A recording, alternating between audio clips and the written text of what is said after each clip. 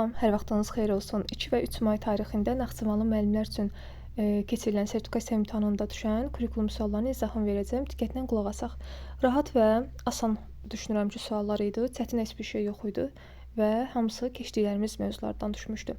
İnteqrasiya, taksonomiya, sinfin idarə olunması, müəllim-valideyn, müəllim-şagird münasibətləri, bullying, baxın bu mövzular düşmüşdü. Qiymətləndirmə. İndi gəlin bir-bir baxaq. Sinfin idarə edilməsi ilə bağlı belə bir situasiyaya düşmüşdü ki, dərs zamanı sinifdə səs-küy yaranır və şagirdlər arasında xaotik davranış müşahidə olunur.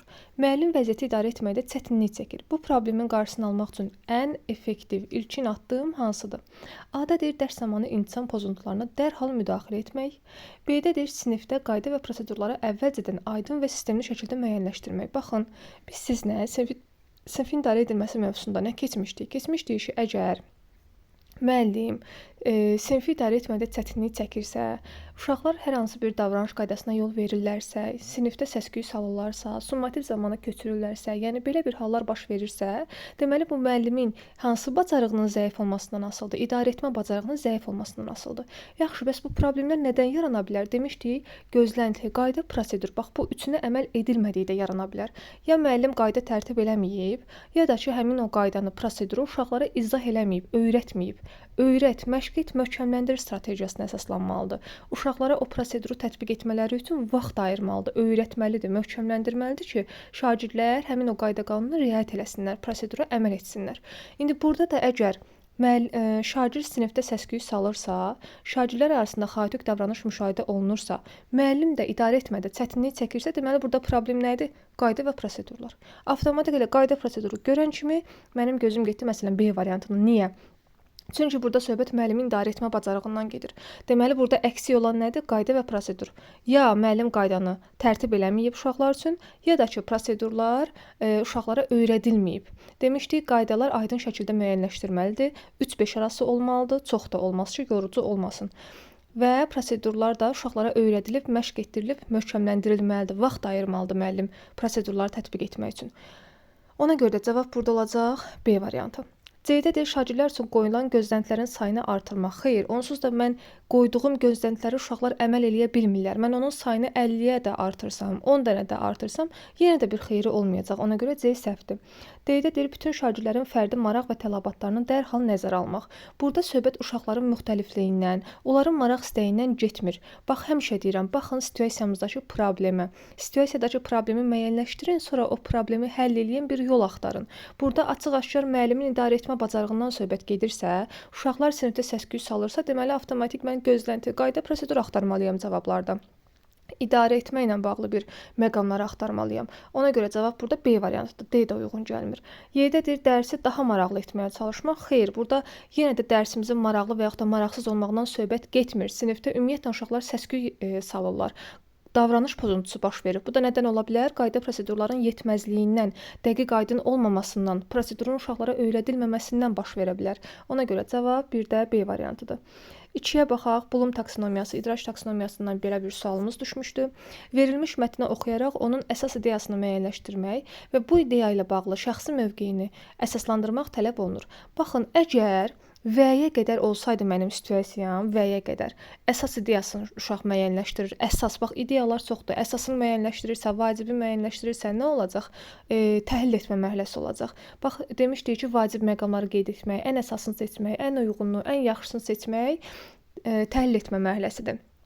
Amma ardıca V-dən sonra bizə deyir ki, şəxsi mövqeyini əsaslandırmaq tələb olunur. Burada artıq uşaqdan öz şəxsi mövqeyini əsaslandırmağı tələb eləyir. Sən öz fikrini bildir, öz mövqeyini bildir. Uşaq burada öz mövqeyindən çıxış eləyirsə, öz fikrini əsaslandırırsa, hansı mərhələ olacaq? Təbii ki, dəyərləndirmə mərhələsi. Həm də ipucumuz var burada, açar sözümüz var. Yadınıza gəlir, deyirdim, fikir əsaslandırmaq görən kimi ağlınıza 2 mərhələ gəlsin. Bir təhlil, bir də dəyərləndirmə. Demişdik, əgər şagird faktə əsasən fikrini əsaslandırırsa, yəni müəllifin mövqeyindən çıxış eləyirsə, təhlil etməkdir. Amma öz mövqeyindən çıxış eləyirsə, öz fikrini əsaslandırırsa, dəyərləndirməkdir. Ona görə burada cavab öz mövqeyindən çıxış etdiyinə görə cavab olacaq D variantı, dəyərləndirmək. Sonra baxaq 3-cü suala. Bullyingə aid belə bir sual düşmüşdü. Sinifə yeni gəlmiş şagird digər şagirdlər tərəfindən lağa qoyulur. Bax, bu bullyingdir. Müəllim bu davranışın təkrarlandığını müşahidə edir. Bu halda müəllimin ən uyğun yanaşması hansıdır? A-da deyir, dərsi dayandırmadan sərt xəbərdarlıq etmək. Xeyr, sərt xəbərdarlıq etmək yanlışdır. Dəstəkləyici mühiti pozur bu. B-də deyir, sinifdə empatiya və hörmət mövzusunda müzakirə aparmaq və fərdi söhbətlər təşkil etmək. Bax, bu kimi problemlər baş verəndə, uşaqlar bir-birini incidəndə, bir-birini lağa qoyanda, güləndə, uşaqlarda biz avtomatik SEO bacarıqlarını inkişaf etdirməliyik. SEO. Bax, bu SEO dərsinə də uyğun gəlir. Sosial-emosional öyrənmə. Uşağın deməli emosional komponentlərindən çatışmayan cəhətləri var. İnkişaf etdirilməli olan bacarıqları var burada. Burada da əgər uşaqda, düşünün məntiqlə, əgər şagirddə empatiya bacarığı olsa, başqalarına hörmət etsə, təbii ki, o başqasını lağa qoymaz, incitməz başqasını. Empatiya bacarığı çatışmır, inkişaf eləməyib. Ona görə də biz uşağın emosional komponentlərinin inkişafına yönəlməliyik ki, problemi kökündən həll eləyək. Uşaqda mənəvi dəyərlər formalaşdıraq və ikinci dəfə o gələn dəfə heç kimi lağa qoymasın. Başa düşsün də, dərk eləsin. Mən ona sərt xəbərdarlıq eləsəm də, o mənasını, mahiyyətini başa düşməyəcək. Ona mənəvi dəyərlər aşılanmayacaq. Ona görə A yox, cavab burada B variantıdır. Empatiya, hörmət aşılamaq uşağa, fərdi söhbət aparmaq bizim problemimizi həll eləyə bilər.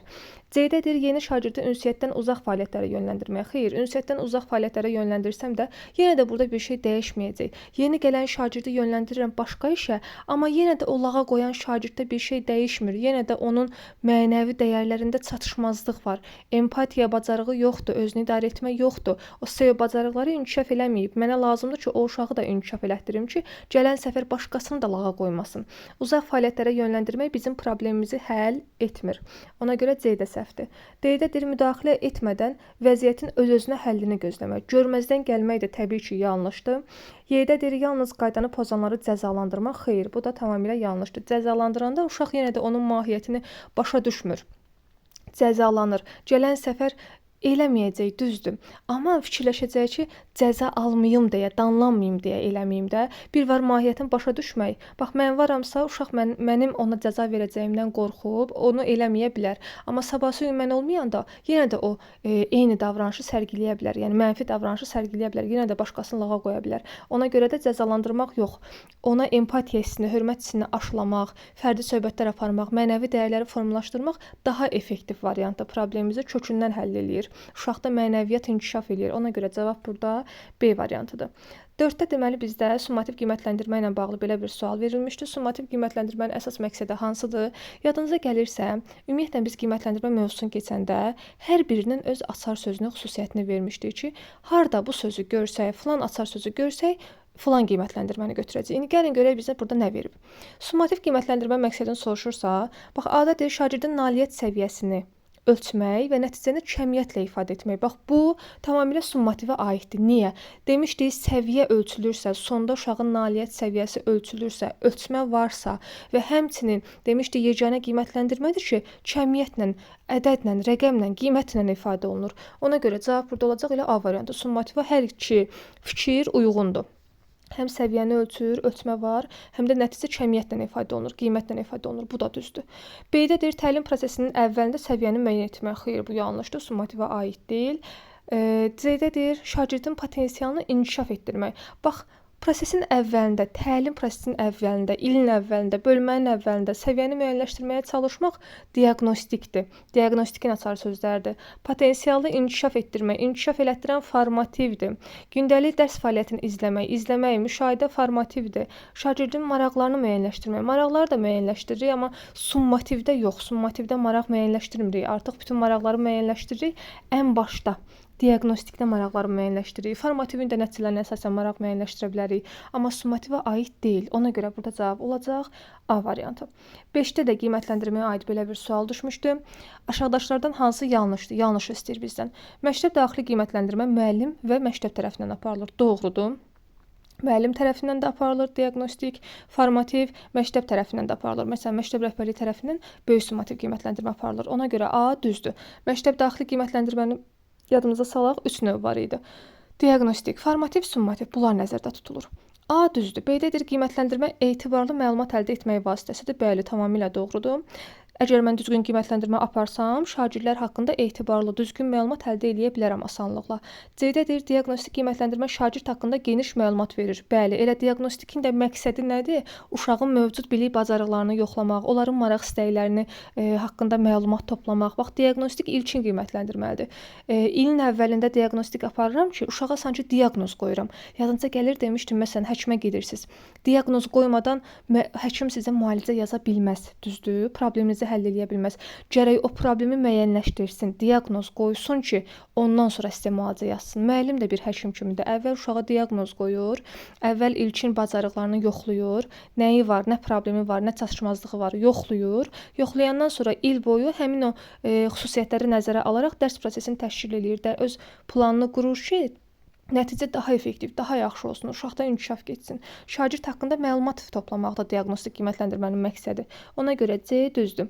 D-də deyir, diaqnostik qiymətləndirmə bölmə sonunda aparılır. Xeyr, biz demişik diaqnostik əvvəldə, ilin əvvəlində, bölmənin əvvəlində sinifə yeni şagird gələrsə, bir də müəllimə yeni sinif verilərsə aparılar. 4 halda. İlin əvvəlində, bölmənin əvvəlində, müəllimə yeni sinif verilərsə, bir də sinifə yeni şagird gələrsə. Bölmə sonunda deyirsə, bu son diaqnostika aid deyil. Ona görə D variantı yanlışdır. Y-də deyir, summativ qiymətləndirmə müəyyən dövrün sonunda aparılır. Bəli, sonda aparılan summativdir. Bölmə sonunda da ola bilər, bölmə daxilində də ola bilər. Ona görə Y variantı da doğrudur. Cavab burada D variantı. 6-ya baxaq. Davranışın dəri olması ilə bağlı belə bir sualımız düşmüşdü. Müəllim qaydalar tətbiq etsə də, şagirdlərdə davranış problemləri davam eləyir. Deməli, burada nəsə çatışmazlıq var. O problemin səbəblərini araşdırır və uyğun müdaxilələr edir. Nəticədə davranış yaxşılaşır. Situasiya ilə bağlı yanlış fikir hansıdır? Aha, müəllim problemi burada çözüb. A-da deyir, müəllim müşahidəyə əsaslanaraq düzgün yanaşma seçmişdir. Bəli, doğrudur. Müəllim səbəbləri müəyyən edib məqsəd yönlü müdaxilə etmişdir. Doğrudur. Bax, problemi çözübsə, problemi həll edibsə, davranış yaxşılaşıbsa, deməli müəllim həqiqətən də davranışı nə edib? Düzəldə bilib, məqsəd yönlü müdaxilə edib, problemi aradan qaldıra bilib. C-də deyir, müəllim fərdiləşmiş yanaşma tətbiq etmişdir. Bəli, bu da ola bilər. Yəni fərdi yanaşıb uşaqlara, uşaqların maraq istəkləri nəzərə alıb, onların xüsusiyyətlərini nəzərə alaraq problemi çözüb ki, belə bir problem artıq yaşanmamış olub. Yəni problem aradan qaldırılıb. C də düzdür. Yəni burada müəllim müsbət davranış sərgiləyib, problemi müsbət yöndə həll eləyə bilib. Mən müsbətləri ona görə çıxıram, doğru sayıram, yəni. C-də deyir, fərdiləşmiş yanaşma, bu da düzdür. D-də deyir, müəllim qaydaların sayını artırıb. Xeyr, bax, qaydaların sayı 3-5 arası olmalıdır, düzdürmü? Nə qədər az olsa, o qədər effektiv olar. Bax, mən sizə nə qədər çox məlumat versəm, nə qədər çox mövzu keçsəm bir dərsdə, o qədər yaxşı effekt olar. Təbii ki, xeyr. Nə qədər çox məlumat, o qədər yaxşı effekt demək deyil. Bax, həmişə vurğulayıram bunu. Nə qədər az, o qədər keyfiyyətdir. Burada da qaydaların sayı 3-5 arası olmalıdır. Mən bu qaydanın sayını 10 dənə, 15 dənə, 20 dənə eləsəm, uşaqlar üçün yorucu olacaq. Yəni, burada müəllim problemi aradan qaldıra bilib. Amma bunun səbəbi qaydaların sayının artması deyil. Qaydaların sayını artırsaydı, problemi həll eləyə bilməzdi səmərəli yolla. Ona görə D variantı yanlışdır. Y-də deyir, nəticə müsbət davranış dəyişikliyi ilə yekunlaşmışdır. Bəli, bu da tamamilə doğrudur. Situasiyamızda bildirilib ki, davranış yaxşılaşır, müsbət yekunlaşıb. Ona görə Y variantı düzdür. Cavab burada D variantı. 7-yə baxaq. Valideyn gecikməsi ilə bağlı belə bir situasiyamız var. Şagirdin valideyni dərsdən sonra onu götürmək üçün gecikir. Müəllimin ən düzgün davranışı hansıdır? Şagirdi məktəbdən tək buraxmaq, şagirdi məktəbin təhlükəsiz mühitində nəzarətdə bax, tək buraxmaq bilirik ki, yanlışdır. Burada dəstəkləyici mühit pozulur. Yəni, uşağı təhlükəyə atmış oluruq. Nəzarətdən kənar saxlayırıq. Dəstəkləyici mühit pozulub. Təhlükəsiz şərait yaratmırıq uşaq üçün. B-də deyir, şagirdi məktəbin təhlükəsiz mühitində nəzarətdə saxlamaq və valideynlə əlaqə yaratmaq. Bəli, bu ola bilər. Niyə? Çünki burada deyir ki, valideyn gecikib. Mən o uşağı tək başına orada qoysam, doğru olmayacaq, düzdürmü? Bu yanlış addım olacaq. Amma B-də deyir ki, şagirdi təhlükəsiz mühitdə nəzarətdə saxlayır və valideynlə əlaqə yaradır. Bəli, bu tamamilə doğru variantdır, doğru seçimdir. Digər şagirdlərin valideynlərinə tapşırmaq, burada da təhlükəsizlik pozulub, başqasına həvalə eləyiriksə, burada da biz məsuliyyəti öz üstümüzdən atmış oluruq. Ona görə C-də səhvdir. Şagirdə cəzalandırmaq, bu da yanlışdır tamamilə. Bu vəziyyətə müdaxilə etməmək, bu da tamamilə yanlışdır. Görməzdən gəlmək də yanlışdır. Ona görə cavab B variantı. 8-ə baxaq. Qrup işi ilə bağlı belə bir sual verilib. Qrup tapşırığını yalnız bir şagird yerinə yetirir, digərləri passiv qalır. Müəllim nə etməlidir? Tapşırığı yalnız fəal şagirdə havalə etmək. Bax, yalnız bir şagird yerinə yetirirsə, digər şagirdlər passiv qalırlarsa, mən ancaq fəal şagirdə həvalə etsəm tapşırığı, mənim problemim həll olacaq? Yox. Mənim problemim digər şagirdlərin passiv olmasıdır, işləməməsidir.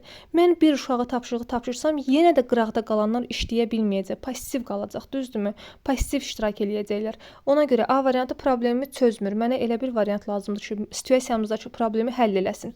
B-də deyir, qrup daxilində rolları bölmək və hər şagirdin iştirakını təmin etmək. Bəli, bu ola bilər. Qrup daxilində ola bilər ki, vəzifə bölgüsü düzgün aparılmayıb. Müəllim uşaqlarla bir yerdə dərhal vəzifə bölgüsü aparmalıdır, rolları bölməlidir, iş bölgüsü aparmalıdır və hər bir şagirdin prosesə cəlb olunmasını təmin etməlidir.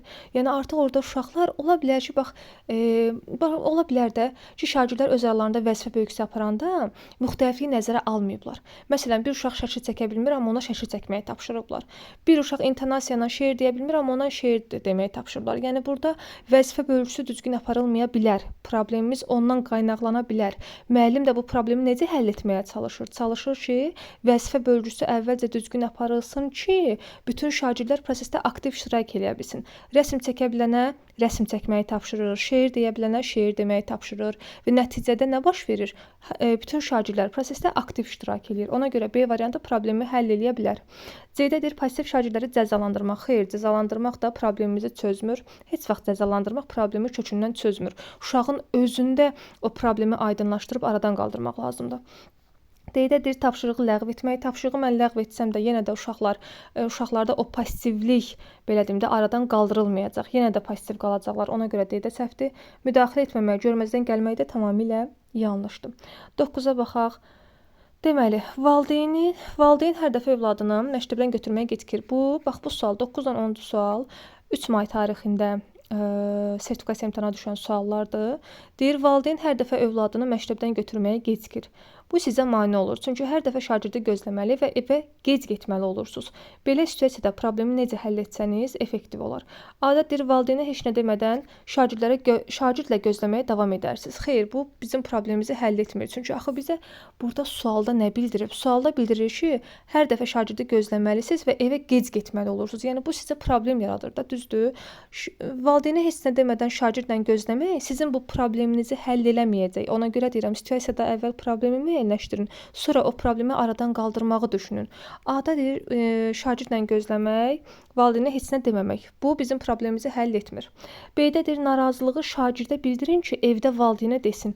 Bu da bizim problemimizi həll etmir. Öz üstümüzdən atırıq, şagirdə tapşırıq, qeyd alana belə də yox. Bu tamamilə yanlışdır. Vasitəçiliklə xəbər göndərmək, xəbərdarlıq etmək yanlışdır. Siz özünüz valideynlə danışmalısınız, əməkdaşlıq etməlisiniz.